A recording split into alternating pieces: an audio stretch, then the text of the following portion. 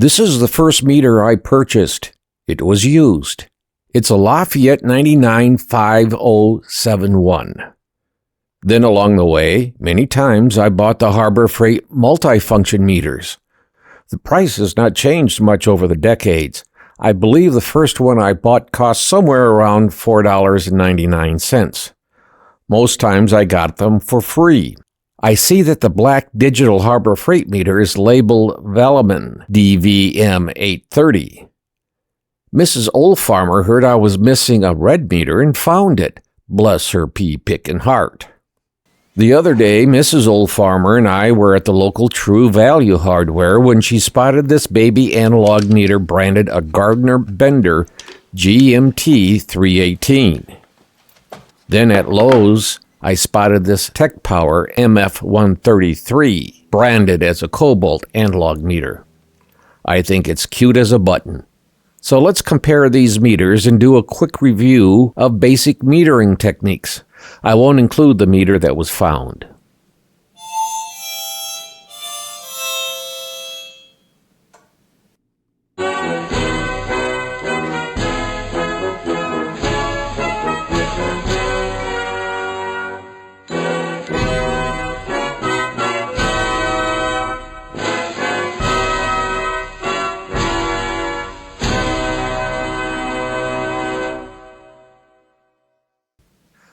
I'm Scott Boehm. They call me the old farmer. It looks like I'm collecting multimeters. When I need an approximate reading, I like the analog meters. If I need exact readings, I like the digital. It all depends on what I'm doing. I bought the Layfayette meter just before going to college. While I was in college, I worked in the multimedia department as a student aide. On campus, I was using the Triplet 630 analog meter for any testing I needed to do. In the labs, it was the Simpson 260 analog meter, but 90% of the time it was to check for a broken wire using the ohms section of the meter for continuity. In this case, short was good. It meant no breaks in the wire.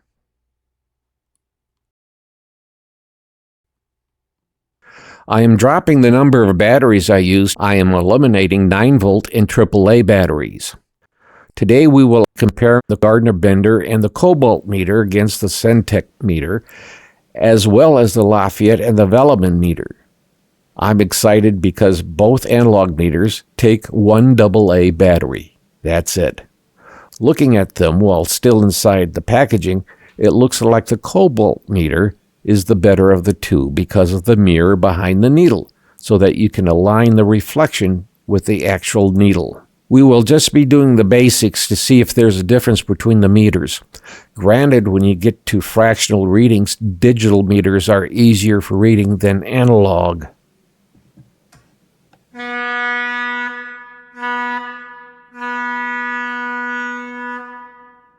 The Tech Power MF133 version of the Kobalt meter is $6.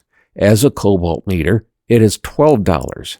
The Gardner Bender was $20 at my hardware store, and the Centec was $7. All prices are rounded up to the nearest dollar. If these analog meters work as well as the Centec, I will be switching to the analogs because then I won't have to worry about a 9-volt battery. The power supply I will be using for testing is a wall wart rated at 12 volts with 1200 milliamps. That's 1.2 amps. I will then use a NiCad battery with the maximum voltage of 1.4 volts, but more likely it will be somewhere around 1.2 volts at 200 milliamp hours.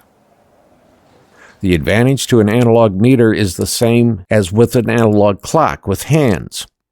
A digital clock you have to read. An analog clock you don't unless you want an exact time.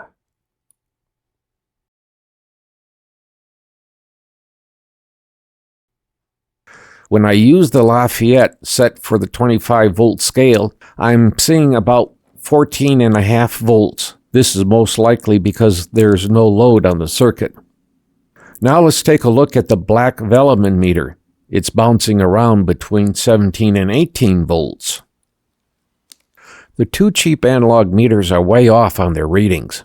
The Gardner Bender is reading at 38 volts and the Kobalt meter is reading 36 volts. Off camera, I went back and got exact readings and created a chart for all the testing. The Centec came in at 17.42 volts, which is very acceptable for a reading. If you remember, I tested the AIMS CM1000A multimeter. It was getting the reading of 17.76 volts. Here is the results in table form. If there is a blank space, the meter could not take the reading because it was not available as an option, or it was totally off scale. It looks to me like the Kobalt and the Gardner Bender were not calibrated after manufacturing. To be honest, I mostly bought them to pretty up the work area. As I find some unique meters, I may pick some up for a collection. I'm thinking of building a shadow box with several different meters on display. For those who are new to using a multimeter, they can seem very intimidating. Most folks are familiar with car battery chargers. You set it for 6 volt or 12 volt battery. Then you set for fast or trickle charging. You put the positive lead, red, on the positive side of the battery and the black lead on the negative battery post, and then plug in the charger and duck in case it all blows up. Only kidding. Well, it's similar with a multimeter. Set the meter to what you want it to do. Then put the red lead on the positive and the black lead on the negative. If it's AC, it doesn't matter as much. There are some instances, however, where it will matter, but for most things, it won't matter. If you cannot find what you want to do on the meter face, the meter can't do it. 3 of the meters I tested could not read 1200 milliamps. It was beyond the design of the meter as it came out of the packaging. Before you connect the first lead, read the instructions, then read them again. A third time would not hurt, especially when dealing with high voltage or high amperage. Study the safety procedures in the instructions and actually learn them by heart. I will be testing you, and I do not grade on the curve.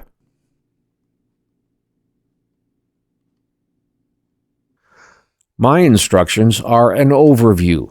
The instructions that came with the meter are the final word. Follow their instructions, not mine. Think things through thoroughly before doing anything. If you are unfamiliar with a meter, practice first on a lower voltage or lower amperage before trying the dangerous stuff. First, you turn on the meter. Determine what you want the meter to do. Most meters will have areas for doing things such as DC volts. You will then have some other choice to make. You then have to pick the voltage range. Plug the black lead into the common or black connector. If there are several choices for making for plugging the positive red lead, look at the descriptions and use the one that comes closest to what you want to do, that is actually inclusive or contains the value you are looking for. Plug the red lead into the positive connector. Again, if you know what the voltage is, pick the scale on the meter that will include the voltage or amperage. If you are checking the standard voltage from your house, then set the highest AC voltage range that will bracket your volts.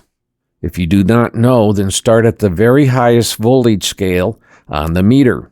Referencing this meter, the 600 volt range will include the standard house voltage.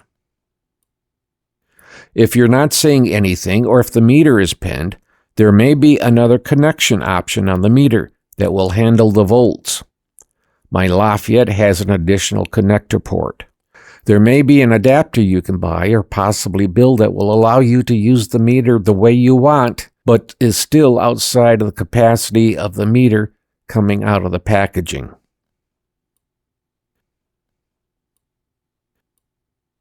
Find your scale on the meter, then read the voltage or amperage. If you are set for a maximum of 100 volts, then find the 100 volt scale on the meter. You may have to count hairlines to find your exact voltage. If you're dealing with lethal voltages, use only one hand and do not touch any metal with any part of your body or ornaments such as rings and necklaces. If you can wear rubber gloves, rubber-soled shoes, and stand on a rubber mat that is not wet, do so. Think of house voltages such as 110 or 220 as cobra snakes wanting to jump out and bite you. Don't let it have a chance. Most solid-state electronics uses low voltage and should not hurt you, but still it's not fun to get a poke. Most times this is DC volts, but not always. If you're getting some strange readings, switch over to AC and see if things look better. Now, if you want to read amps, then switch your meter to amps, and again, make sure you're in the range that your amps should fall. If the meter pins to the right, move up one scale with the switch. If you do not know the amps, then start at the highest level and work your way down the scales by moving the switch to a lower amperage until you get a good reading on the scale. Some meters may only be able to read a few amps. The meters I have at the most can read up to 12 amps. With continuity, you're looking for an open or a close reading on the meter. Switch to ohms and touch the leads. Now separate the leads.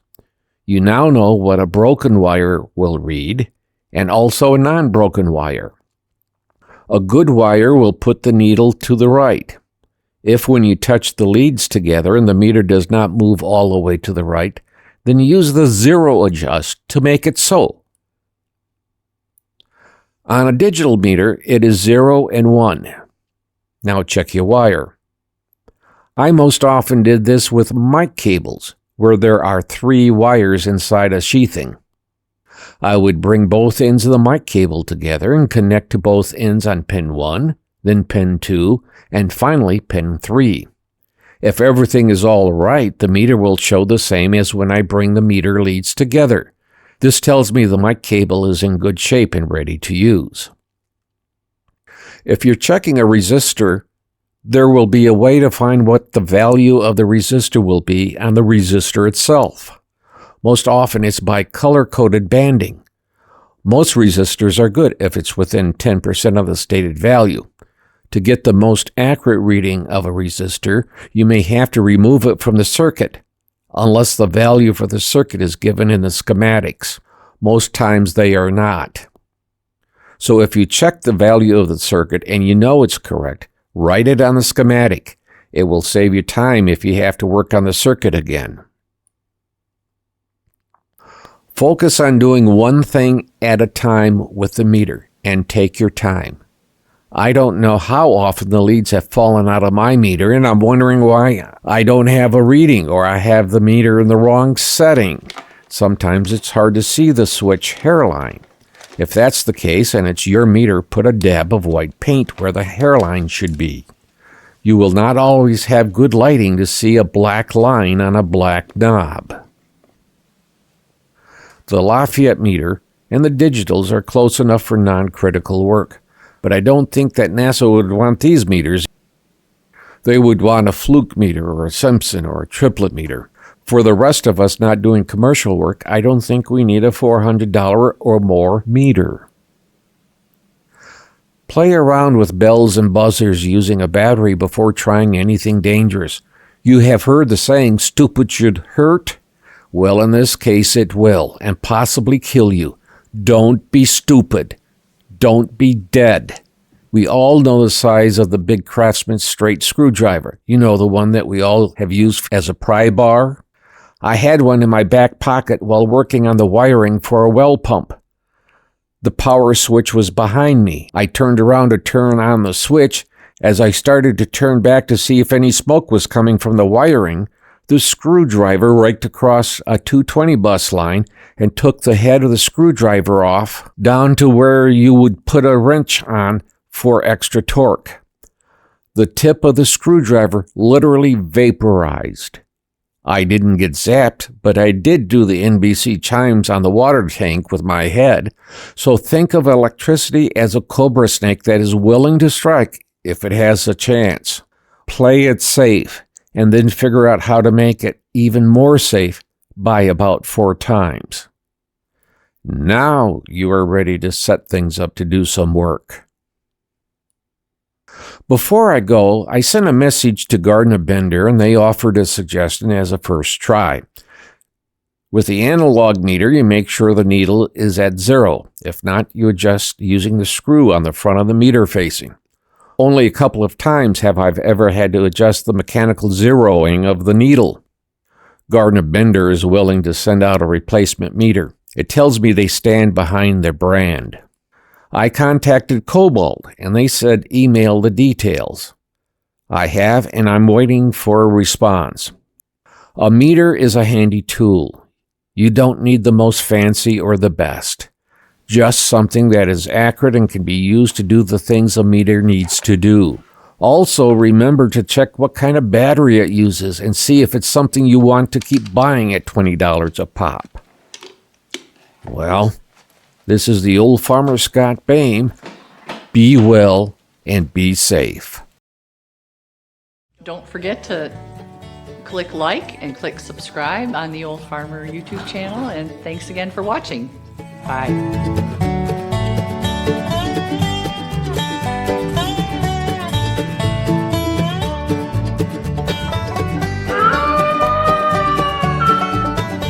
VFW National Home for Children, providing families of veterans and active duty military opportunities for growth and development in a nurturing community.